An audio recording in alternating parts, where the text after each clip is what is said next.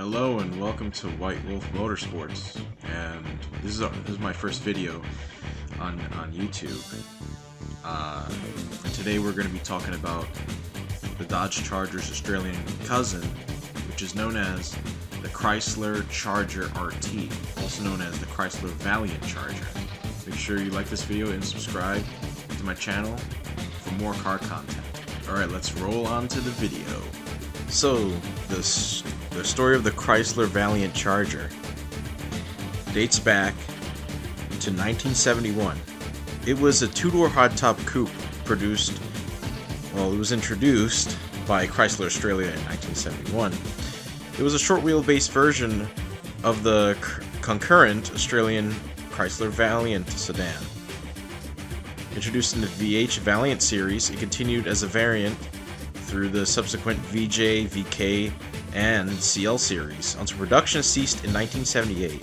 However, the version we're focusing on is the Chrysler Charger RT, or the Chrysler Valiant Charger RT, which was on the Chrysler VH chassis. So, the Chrysler Valiant Charger RT, or the Chrysler Charger RT, was basically an Australian muscle car produced by Chrysler's Australian division back in 1971. And there was many versions of the Chrysler Valiant Charger RT.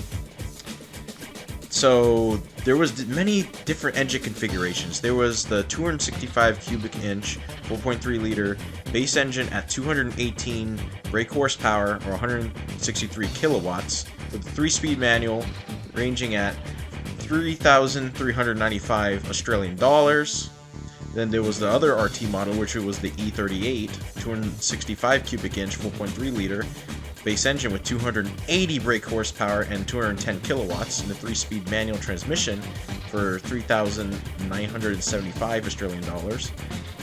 And there was the other RT configuration, where it was the E49 model, which was a 265 cubic inch 4.3 liter base engine with 302 horsepower or 225 kilowatts, and a 4-speed manual for around the same price as the E38 model.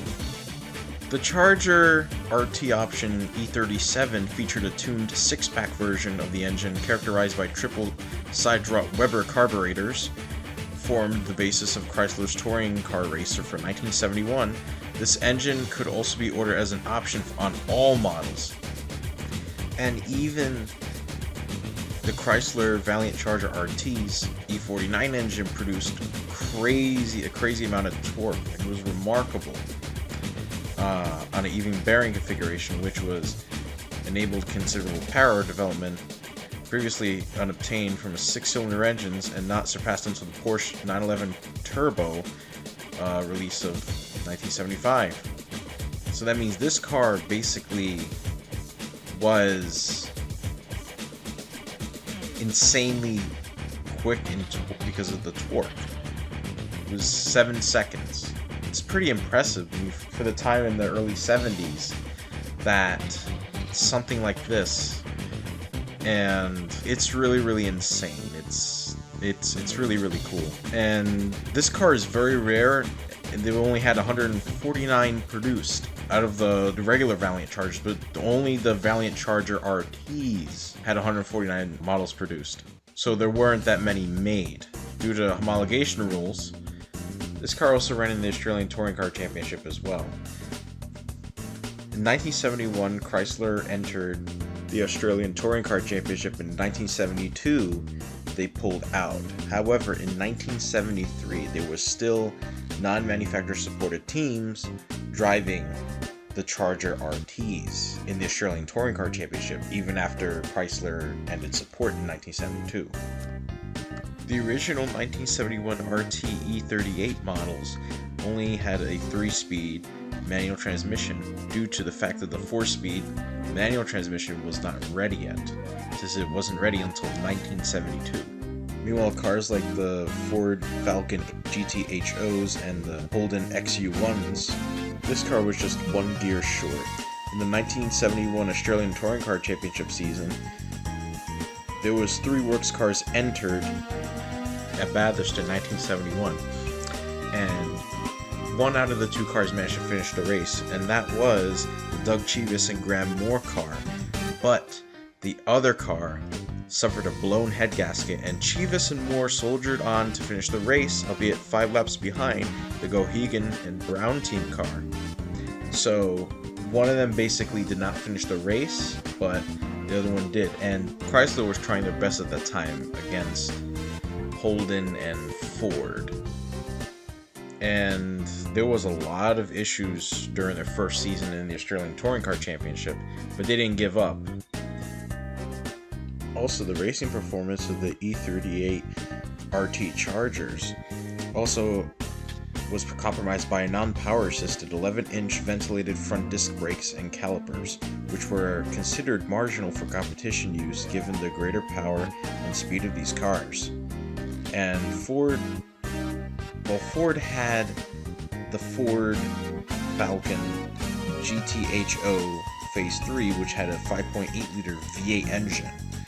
However, the Chrysler Charger RT race car had a Hemi Inline 6 at the time, which was of course not released in North American markets. It was only released as an Australian exclusive in those markets. The car also won at Oran's Park as well. The final competition Charger was the E49 Charger, released in June 1972. Like its E37 and E38 predecessors, it was available in a milder E48 street version. The RT E49 was powerful and just a sensation for a 6-cylinder car of its time. Straight off the showroom floor, it could do a 14.5 second standing quarter. That also made it the fastest accelerating car produced by the Big Three. The E49 was a definitive version of the breed, with a more powerful big cam version of the Hemi 6-pack, rated at 302 brake horsepower or 225 kilowatts at 5,600 RPM. And then finally came the 4-speed manual transmission they've been wanting. And fortunately, the Ultimate RT Charger, like the E38, went to bother short on development as a result of the supercar foray. There was still a lot of issues with the car in the Australian Touring Car Championship, and at the end of the 1972 season, Chrysler left the Australian Touring Car Championship and pulled manufacturer support for the Charger RT. However, it continued one more year without factory support, and although the car produced great results, but it was just not enough for Chrysler. So pretty much after 1973, it was the end of the Chrysler Valiant Charger RT, as Chrysler never returned to the Australian Touring Car Championship. The car had a good run, but it just was not there, as a lot of issues, whether it's electrical or mechanical, plagued the car in the Australian Touring Car Championship. Although the car will be remembered as one of the most interesting moments in Australian Touring Car Championship history, the car will always be remembered as something unique, as it had a smaller engine that was not V8, and this was an inline 6, a Hemi inline 6, and a very good, powerful Hemi inline 6 for its time. That's it for this video, and thank you for watching. Please sure to like and subscribe, and ring that bell for notifications for upcoming videos. Take care.